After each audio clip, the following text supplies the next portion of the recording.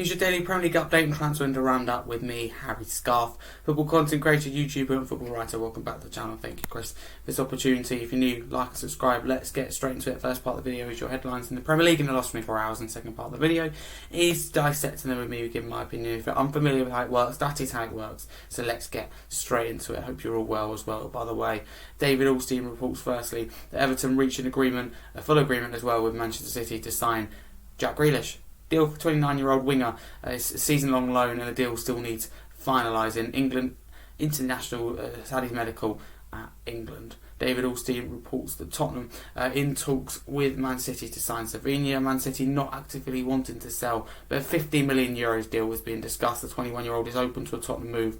Pep Guardiola tends to not block when players want out. Sky Sports News report that AC Milan are in talks with Manchester United over the signing of striker Rasmus Højlund.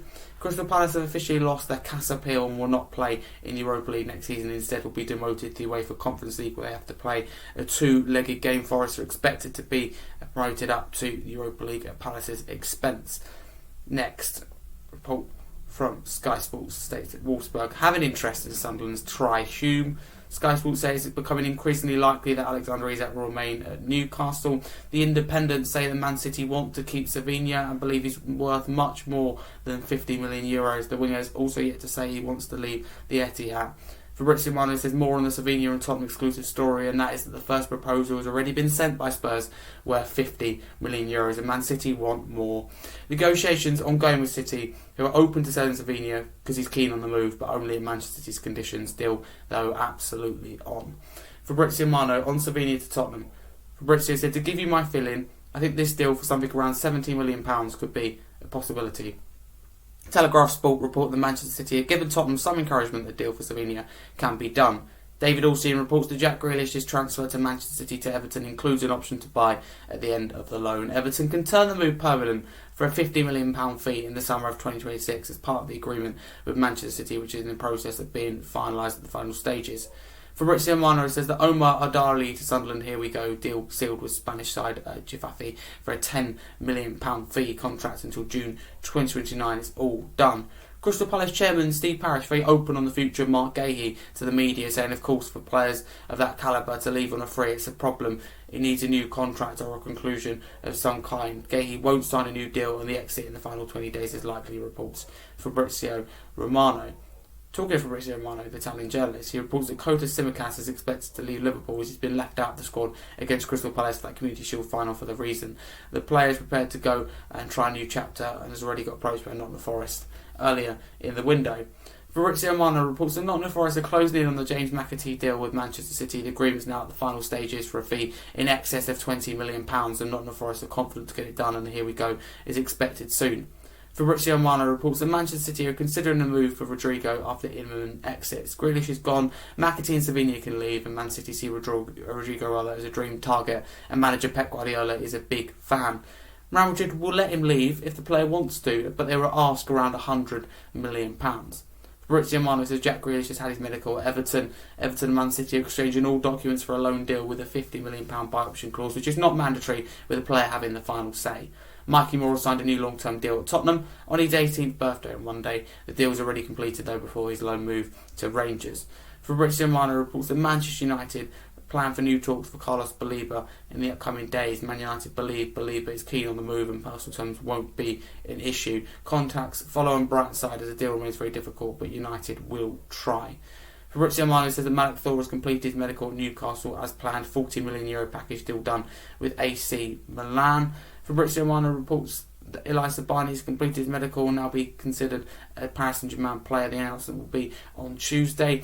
Benjamin Sesko will wear the number 30 shirt at Manchester United. Fabrizio Romano reports that Nottingham Forest are optimistic to get the James McAtee deal sealed in the next 12 to 24 hours after verbal agreement almost done. McAtee said yes exclusively revealed. Fabrizio Romano says that Chelsea step-up talks for Manchester United's Alejandro Garnacho club-to-club negotiations with Manchester United are now well underway. Garnacho only wants Chelsea. Personal terms are agreed and the two clubs are in negotiation over a fee. Garnacho is expected to become a Chelsea player this summer. The Daily Mail report that Tottenham may still bid for Eberechi Eze this summer despite showing interest in Manchester City winger Savinha.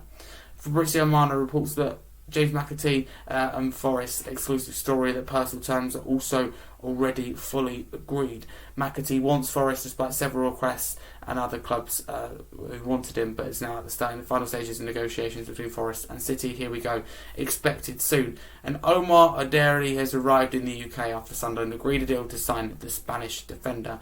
Those are your Premier League headlines. There's always quite a lot in this transfer window.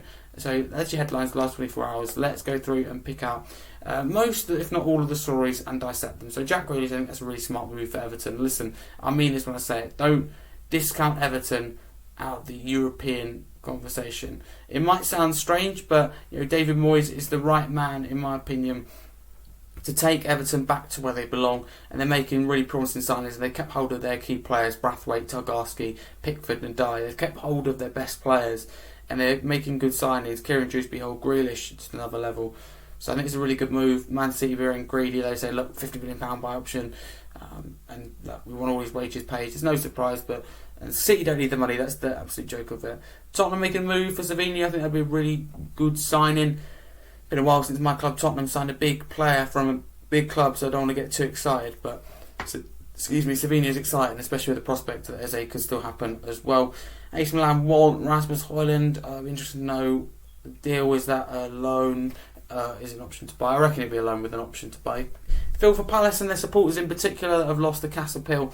I just feel it's wrong that Forest benefit at Palace's expense and Paris on merit on the pitch qualified for Europa League. That's what I don't see right.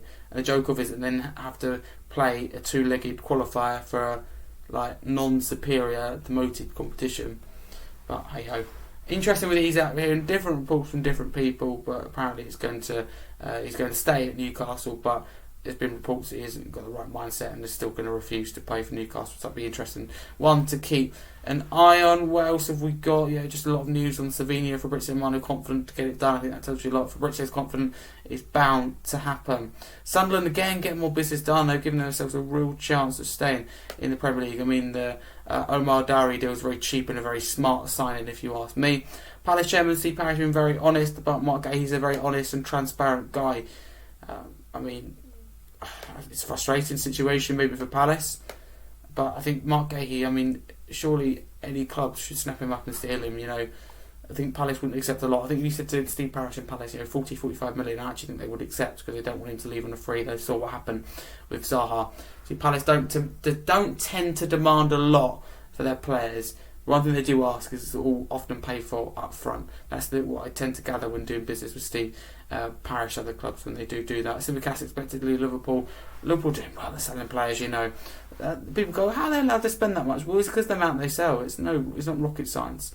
McAtee, I'm surprised that City are going to let Grealish, Grealish try again. Grealish, Savinha and McAtee leave, but no surprise they're in the market for reports of Xavi Simons, reports of Rodrigo. I think they need to look at the attacking market. But let's be clear, City still have unreal attacking depth. It's just thinner than it was. They're thinner on the ground in attacking positions than they were last season and in previous years as well. They've still got Marmoush, Bernardo Silva, Cherky, Oscar Bob back from injury. They've got depth. Let's go on to... I'll skip that. I'll go to Mikey Moore's story. I think from my club Tottenham, that's a very big thing, him signing a new long-term contract. We see him as a future star. Belieber with Manchester United. If Man United can get Belieber, then they can get a new goalkeeper. United aren't far away from a 9 out of 10 window and really pushing on, I think, that close away. Newcastle turning their window around. Whatever happens with Isak, and that situation continues to drag on, and I'm sure frustrate plenty of Geordies, but Malik Thor getting that deal done. And Newcastle slowly but surely getting business done. Zabani, the deal's actually since been announced, since been on air. Sesko wearing the number 30 shirt at Manchester United. What else have we got? Garnacho looks like he's been patient, but now waiting for his move to Chelsea. Looks like it's getting underway. big news that Tottenham may rival Arsenal for Eberechi Eze. That could be one that's really interesting. It's a big player that will make a big difference. Will Crystal Palace, though, be willing to let Eberechi Eze and Mark Gahey go? They're going to have to replace him. Palace haven't done a lot this window, which I'm sure will frustrate manager Oliver Glasner. So those are your headlines, and those are my opinions. Thank you, as always, very much for watching. If you can support my own work as well, it'd mean a lot. If you can follow me at Harry Scarfe too, of course, all socials would mean a lot. Reminder, I'm an advocate for autism, football content creator, YouTuber, football writer, 16 years of age, you name it, to do everything. Part of a lot of podcasts, do regular videos here for Chris Cullen, but I also have my own YouTube channel, Harry Scarfe, as well as at Harry Scarfe too, is my own socials. I'm a football content creator, YouTuber, daily Premier League England and Tottenham content. But my YouTube channel, Harry Scarfe, provides the same, just more in-depth stuff, but also within my YouTube channel, and also available multi-podcast platform. When I say that, I mean Spotify, Amazon Music, Apple Music. I have my own Tottenham podcast called the Scarfe Spurs podcast, twice a week, in-depth analysis, reviewing games, previewing games, talking transfers, everything Tottenham for an hour or two. It is really interesting, with a big panel as well, with several top specialists on, if you like, experts, and ordinary fans as well. But I'm a proud regular here at Chris Cullen's channel. I want you to like and subscribe to his channel, and I want you to keep supporting these videos, as well as giving me constructive feedback and get involved in the comments below. Any headlines you heard in today's video, anything that I said you may agree or disagree with. But thanks for watching. Enjoy the rest of your day.